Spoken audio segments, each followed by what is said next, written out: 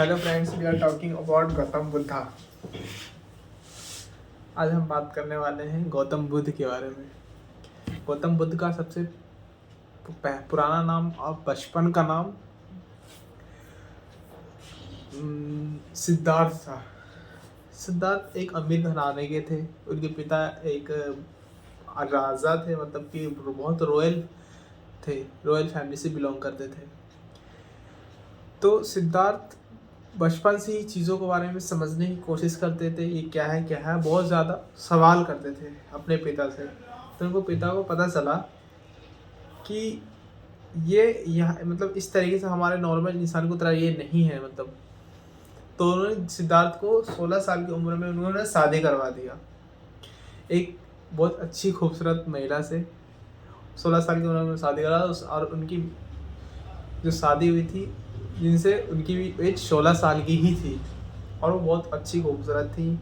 ऐसे ही उनकी शादी नहीं हो गया, उनकी भी अच्छी मतलब क्या कहते हैं ना कि उनका एग्ज़ाम लिया गया, तो एग्ज़ाम में वो पास भी हुए।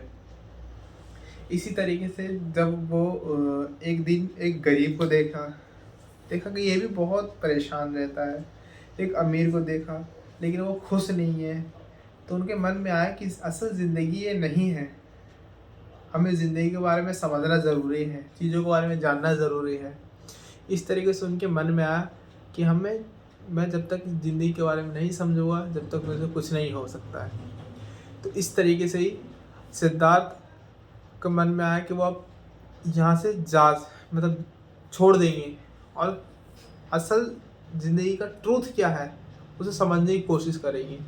जब सिद्धार्थ का एक बेटा हुआ, जब वो 1 साल का हुआ, तो उन्होंने आधी रात में अपने घर छोड़ के चले गए। उसके बाद उन्होंने बहुत सारी तपस्या करा, बहुत सारी चीज़ों के बारे में जाना कि असल सच्चाई क्या है। इस तरीके से उन्होंने चीज़ों को देखा और समझा। एक बिहार के गया ज़िले में उनकी ज्ञान की प्राप्ति हुई, एक बरगद के पेड़ के नीचे। उसके बाद से उनका नाम बुद्धा पड़ा। बुद्धा पड़ा, उन्हें उस बात समझ में आया कि हाँ, असल सच्चाई क्या है और क्या नहीं है। वो लोगों को टीच करते, वो लोगों को समझाते कि इस तरीके से ये है, ये है, ये है। इस तरीके से धीरे धीरे चलता रहा। तो इस तरीके से उनका अब उनके पिता को ये पता चला कि जो हमारे सिद्धार्थ हैं वो तो बहुत बड़े मतलब ज्ञानी बन गए हैं। तो उनको पिता ने उनको सूचना पहुंचवाया कि आप हमारे यहाँ पे आए अपने बच्चे को। तब उन्हें पता था कि वहाँ सिद्धार्थ का जो भी जाते थे वो लौट के आते नहीं थे। उनसे के साथ ही रहने लगते थे, मतलब उनके ही साथ शामिल हो जाते थे। तो एक सिद्धार्थ के बचपन के मित्र को भेजा गया कि जाओ, उनके पिता ने कहा कि जाओ, मुझे पता है कि तुम भी वापस नहीं आओगे, लेकिन सिद्धार्थ को ये सूचना ज़रूर दे देना कि आपको पिता ने आपको बुलाया है। तो उनके मित्र ने जो उनके पिता से वादा किया था वो तो निभाया ही नहीं निभाया। तो सिद्धार्थ को पता चला कि मेरे पिता ने बुलाया, तो उनके सिद्धार्थ ने कहा, गौतम बुद्ध अब हो गए थे वो जैसे कि, तो गौतम बुद्ध ने कहा मेरे पिता ने बुलाया और मैं जाऊंगा। तो ऐसे ही वो चले गए। तो अपने गांव में पहुंचे तो लोगों से भिक्षा मांगने लगे, भिक्षाम देही। तो लोगों को पता चला कि एक राजा का बेटा होकर आके भिक्षा मांग रहा है। तो उनको पिता है कि तुम क्या कर रहे हो, ये भिक्षा मांग रहे हो, ये सारा राज्य हमारा है। तो उसके बाद वो कहते हैं कि पिताश्री, ये तो मेरा धर्म है, भिक्षा मांगना वो आपका धर्म है, ये मेरा धर्म है। तो उनको पिता ने भी उनसे कुछ नहीं कहा। उनके पिता और उन्होंने गौतम बुद्धा ने कहा कि जाओ मेरी पत्नी को सूचना कर दो कि मैं उनसे मिलने आया हूँ। तो उनको पत्नी उनसे नाराज़ थी। उनसे नाराज़ इसलिए थी कि इसलिए नहीं कि मेरे स्वामी चले गए छोड़ के, वो इसलिए नाराज़ थे कि मेरे स्वामी मुझे बताए भी नहीं और चले गए वो। तो बुद्धा पहुँचे उनके पास। उन्होंने कहा भिक्षाम देही। तो उनकी पत्नी ने कहा ले जाओ अपने बच्चे को, भिक्षा के रूप में मैं यही देती हूँ। वो एक पत्नी थी जो दुनिया की सबसे ज़्यादा त्याग करने के बाद अपने बच्चे को भिक्षाम देही, इससे बड़ा सम्मान की बात क्या हो सकता है। इस तरीके से जो सिद्धार्थ की या फिर गौतम बुद्धा की जो सबसे पहली लेडीज या फीमेल्स या औरत बनी, वो उनकी पत्नी बनी थी। उसके बाद अपने अपने पिता को भी उन्होंने समझाया कि असल ट्रूथ क्या है, ज़िंदगी की सच्चाई क्या है।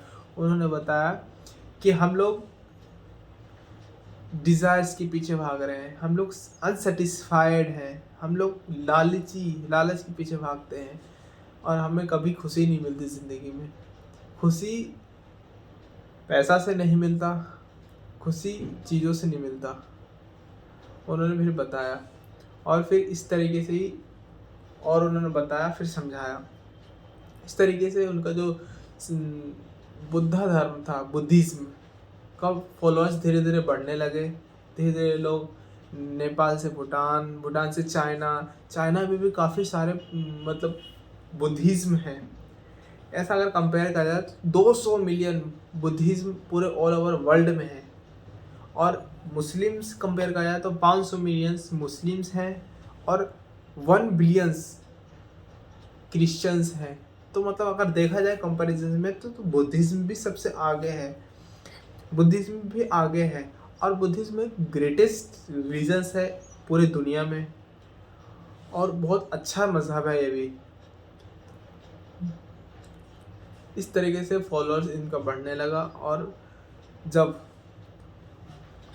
और इंडिया में इनका बहुत ज़्यादा वो नहीं रहा, क्योंकि इंडिया में हिंदुज़्म का सबसे ज़्यादा रहा, वो चीज़ों को देखने लगे। इस तरीके से इंडिया में नहीं है।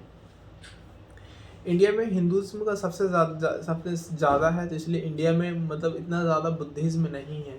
बुद्धिज़्म का सबसे ज़्यादा जो पड़ा वो नेपाल और चाइना और अब साउथ कोरिया और भी साउथ कोरिया और भूटान, यहाँ पे बुद्धिज़्म के फॉलोअर्स सबसे ज़्यादा है। और इनका जो तीर्थ स्थल पड़ता है वो बिहार के गया ज़िले में पड़ता है, जिसे बौद्ध गया कहते हैं।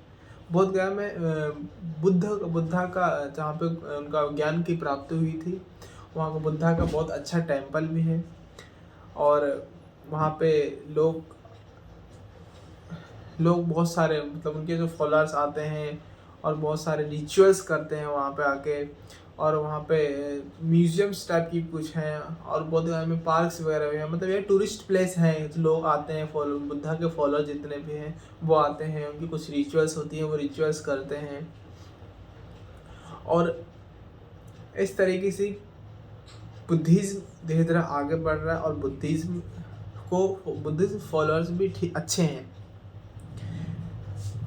इसलिए फ्रेंड्स, गौतम बुद्धा का कुछ वर्ड्स हैं जो हमें समझने की ज़रूरत है, हमें अपनी लाइफ में उतारने की ज़रूरत है और उन्हें हमसे सीखना चाहिए। उनसे हमें ये सीखना चाहिए, उन्होंने सबसे पहले कहा था कि हमें ज़िंदगी का सबसे पहला मकसद है हमारी ज़िंदगी का, वो है खुशी। खुशी पैसों से नहीं मिल सकती, खुशी चीज़ों से नहीं मिल सकती। हमें अपने आप को हमेशा प्रेजेंट में जीना चाहिए, हमें आगे की नहीं सोचना चाहिए। जो बीत गया एक बार, जो बीत गया वो दोबारा नहीं आने वाला है। इसलिए हमें हमेशा करंट सिचुएशंस में रह के हमें करंट चीज़ों में रह के हमें अपने आप को, लाइफ को अच्छा बनाना है और अच्छा से करना है। गौतम बुद्धा का फर्स्ट मैसेज था। और उनका सेकंड मैसेज ये था कि हम हमारे जो कंट्रोल में नहीं है उस चीज़ के बारे में ना सोचें, हमारे जो कंट्रोल में है वही चीज़ें सोचें। और हमारा डिज़ायर्स कभी पूरा नहीं होता, इसलिए हम अपने डिज़ायर्स को ज़्यादा अपने ऊपर हावी ना होने दें। यह है बुद्धा का 3 बातें जो हम अपनी ज़िंदगी में ला सकते हैं और इससे आगे बढ़ा सकते हैं। ठीक है फ्रेंड्स, अगर वीडियो अच्छा लगा हो तो लाइक, सब्सक्राइब, शेयर करें। और हम इस तरीके से ही रोज़ रोज़ नई नई वीडियो डालते हैं, इससे मैं भी कुछ लर्न करता हूँ।